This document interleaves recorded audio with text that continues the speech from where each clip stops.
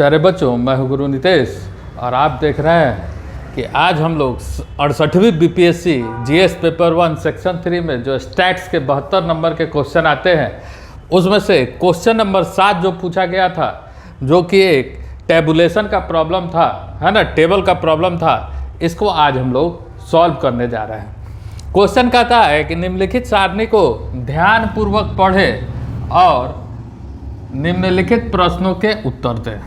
ठीक है, इसमें दिया हुआ है कि वर्ष 5 विषय में छात्रों द्वारा वर्ष 2012 से 2017 के दौरान उच्चतम एवं औसत अंक दिया हुआ है ना।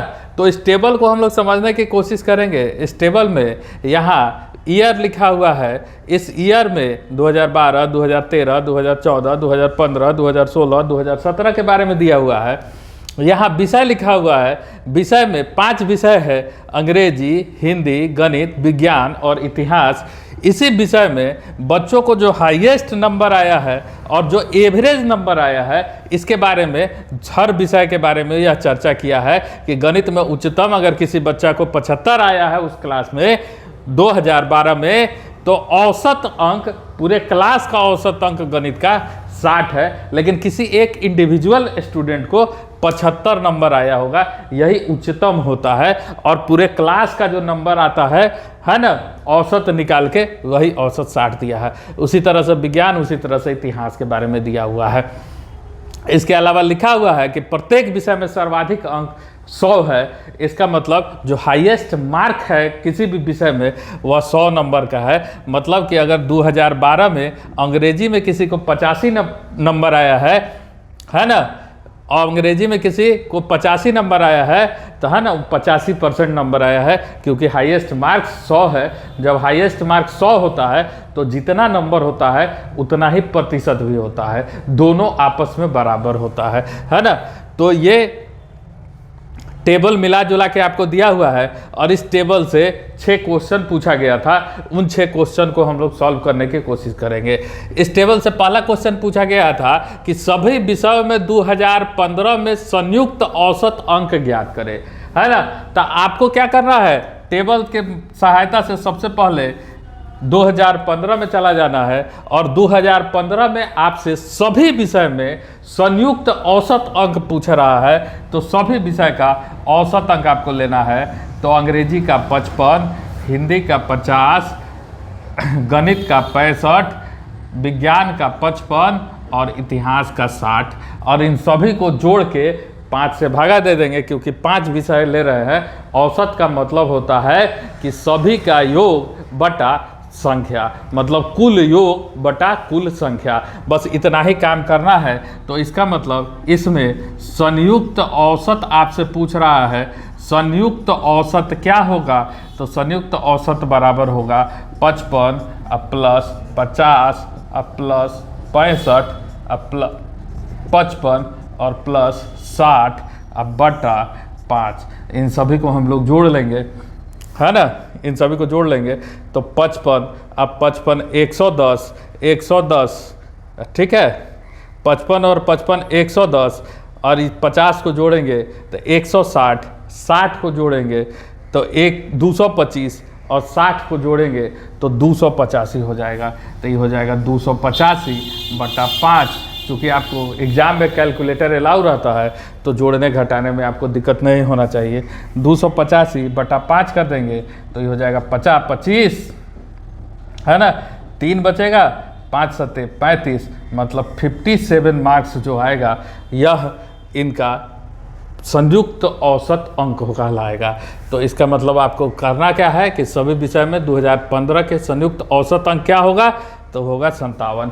करना क्या है, आपको समझ में आ गया कि सभी औसत अंक को जोड़ लेंगे और जितना विषय की बात कर रहा है उतना से भाग दे देंगे। मतलब 5 विषय है तो 5 को जोड़ लेंगे और 5 से भागा दे देंगे, यही हमारा आंसर हो जाएगा। ठीक है, अगला क्वेश्चन कहता है कि 2015 से 2017 तक में अंग्रेजी के औसत अंक में कितने प्रतिशत की वृद्धि हुई। तो हमको चाहिए 2015, हमको चाहिए अंग्रेजी। तो 2015 में अंग्रेजी में है 55, औसत अंक की बात कर रहा है, कहता है औसत अंक में कितने प्रतिशत की वृद्धि हुई। तो 2015 में अंग्रेजी का औसत अंक है 55, 2017 में अंग्रेजी का औसत अंक है 60। तो हम लोग को यही निकालना है कि कितने प्रतिशत की वृद्धि हुई है 2015 से 17 के बीच में। तो हम लोग क्या करेंगे कि 2015 का डाटा ले लेंगे। 2015 का डाटा दिया है कि 2015 में अंग्रेजी में, है ना, अंग्रेजी में नंबर आया है, औसत अंक आया है 55, और 2017 में अंग्रेजी का औसत अंक है 60। तो आप बताइए कि वृद्धि कितना का हुआ है। तो वृद्धि हुआ है 60 माइनस 55 बराबर 5 अंक का, 5 अंक का वृद्धि हुआ है। हमको निकालना है प्रतिशत वृद्धि। तो प्रतिशत वृद्धि बराबर होता है वृद्धि, है ना, बटा मूल मान, मतलब जिससे आप कंपैरिजन कर रहे हैं, गुना 100%। तो वृद्धि कितना का है 5 का, किसमें 55 में, गुना 100%। तो इसका मतलब 11 × 5 = 55, है ना, 100 बटा 11%, मतलब 11 × 9 = 99, है ना, 1/9%। आपके पास कैलकुलेटर आता है, आप इसको कैलकुलेटर से दशमलव के अंक कहता है कि किस वर्ष गणित के उच्चतम अंक और उच्चतम औसत अंक का अंतर सर्वाधिक है ना। तो इसके लिए हम लोग क्या करेंगे कि या तो इस टेबल को अगर बनाए हैं तो बनाएंगे, या एक दूसरा टेबल यहाँ बना लेंगे जिसमें लिखेंगे वर्ष। वर्ष कितना है कि 2012, 2013, 2014, 2015, 2016 और 2017। ठीक है, हमको केवल गणित का उच्चतम अंक लेना है और उसका औसत उच्चतम अंक लेना है, और दोनों का अंतर निकाल देना है, उच्चतम अंक और औसत, है ना। तो 2012 से हम लोग शुरू करते हैं। ठीक है, ये एक टेबल बना लेंगे तो आसानी से आपको दिखाई देगा और कहीं कुछ करने की ज़रूरत नहीं होगी। गणित में है तो गणित में है 75, 75, 75, 85, 80 और 85। यह उच्चतम अंक है, औसत है 60, 55, है ना, 50, 65, ठीक है, 55 और 70, 55 और 70। और हम लोग को क्या चाहिए, इसका अंतर चाहिए। तो इसका अंतर आएगा 75 में से 60 घटाएंगे 15, 75 में से 55 घटाएंगे 20, 75 में से 50 घटाएंगे 25, 85 माइनस 65 करेंगे, है ना, 85 माइनस 65 करेंगे 20, 80 माइनस 55 करेंगे, है ना, तो ये हो जाएगा 25, और 85 माइनस 70 करेंगे 15। अब आपसे कह रहा है कि अंतर सर्वाधिक है। तो अंतर यहाँ 2014 में है 25 और 2016 में भी 25 है, बाकी 15, 20, 25, 20, 25, 15 है ना। तो सर्वाधिक अंतर का मतलब क्या, जो सबसे बड़ा हो, है ना। तो इन दोनों में इस सारे अंतर में सबसे बड़ा अंतर क्या है, 25 नंबर का, और 25 नंबर का अंतर 2 साल है। तो इसका आंसर हो जाएगा कि वर्ष 2014 और वर्ष 2016 में, है ना, गणित के उच्चतम एवं औसत अंक का अंतर सर्वाधिक है ना। तो ये आपका क्वेश्चन नंबर सी कंप्लीट होगा। टेबल बना दीजिएगा, ज़्यादा बेहतर होगा, है ना, आपको समझ में भी आएगा, है ना। अगला क्वेश्चन है D number. D number question आपसे कहता है कि 2013 में हिंदी में उच्चतम अंक का प्रतिशत 2016 में गणित के औसत अंक का कितना प्रतिशत है ना। तो हिंदी का अंक जो है, आपको पहले ही हम बताएं कि मैक्सिमम मार्क्स 100 है। तो मैक्सिमम मार्क्स 100 है, सर्वाधिक अंक 100 है। तो इसका मतलब यह हुआ कि जितना नंबर आएगा वही उसका प्रतिशत हो जाएगा। तो इसमें आपको कहीं कोई दिमागे नहीं लगाना है, कहीं कोई बात ही नहीं करना है। आपको कहता है 2013 में हिंदी में उच्चतम अंक, तो हिंदी कहाँ है? हिंदी यहाँ है।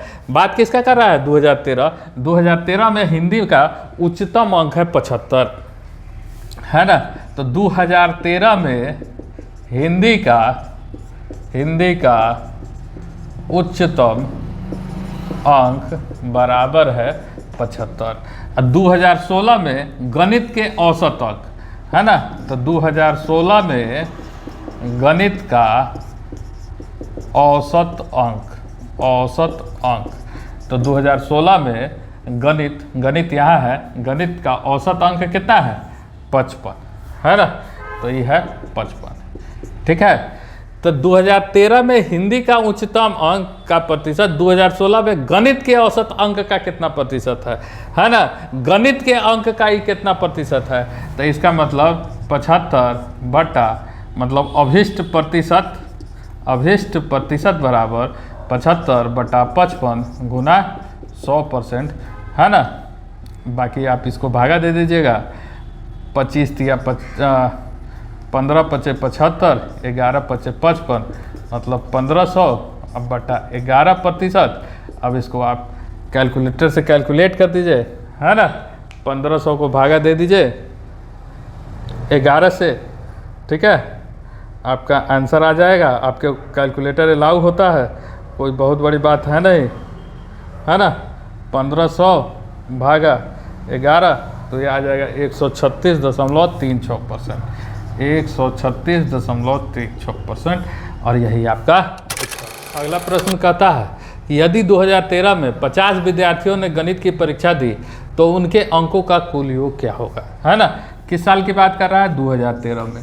किस विषय की बात कर रहा है? गणित का। तो गणित का औसत अंक कितना है 2013 में? 55 नंबर, है ना। और औसत कैसे निकलता है? तो शुरू में ही आपको बताया कि औसत बराबर होता है कुल योग बटा कुल संख्या। अब इसमें औसत आपको दिया हुआ है 55, कुल योग आपको निकालना है कि कुल योग कितना होगा। और कुल विद्यार्थी की संख्या कितना दिया है? 50। अब क्या होगा? क्रॉस मल्टीप्लिकेशन हो जाएगा। इसका मतलब कुल योग बराबर हो जाएगा 55 गुना 50, मतलब 2750 अंक कुल होगा। गणित के परीक्षा में उनके अंकों का कुल योग क्या होगा? तो उनके अंकों का कुल योग होगा 2750। अब कहता है किन 2 वर्षों के बीच विज्ञान में उच्चतम अंकों का अंतर सर्वाधिक है ना। तो जैसे हम लोग उस क्वेश्चन में, गणित वाले क्वेश्चन में डायग्राम बनाए थे, टेबल बनाए थे, उसी तरह से इस सवाल में भी हम लोग एक टेबल बना लेंगे, है ना। टेबल बना के और उसको हम लोग देख लेंगे कि किन 2 वर्षों में उसका अंतर सर्वाधिक आता है। तो हम लोग क्या लिखेंगे वर्ष, है ना। 2012, 2013, 2014, 2015, 2016, 2017 विज्ञान की बात कर रहा है ना। विज्ञान के उच्चतम अंकों का अंतर, तो है ना। तो विज्ञान की बात करेगा, उच्चतम अंक कितना है? तो अंक है 76 अंक है ना। उसके बाद है 55, उसके बाद है 50, उसके बाद है 85, ठीक है, उसके बाद है 90, उसके बाद है 70। कहता है किन 2 वर्षों के बीच उच्चतम अंकों का अंतर सर्वाधिक है। तो अगर इन 2 वर्षों के बीच हम उच्चतम अंक का अंतर निकालें तो ये आएगा 21 नंबर। इन 2 वर्षों के बीच आप अंतर निकालेगा तो ये आएगा 5 नंबर। इन 2 वर्षों के बीच आप अंतर निकालिएगा, है ना, तो ये आएगा 35 नंबर। इन 2 वर्षों के बीच निकालिएगा तो 15 नंबर। इन 2 वर्षों के बीच आप निकालिएगा तो आएगा 20 नंबर।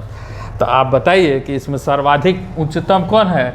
तो उच्चतम क्या है? 35। तो 2014 और 2015 के बीच के विज्ञान के उच्चतम अंकों का अंतर सर्वाधिक है। तो यहाँ इसको लिख देंगे कि 2014 से 2015 के बीच, है ना, उच्चतम अंकों का अंतर ब्रैकेट में लिख देंगे 35 अंक, जो कि सर्वाधिक है।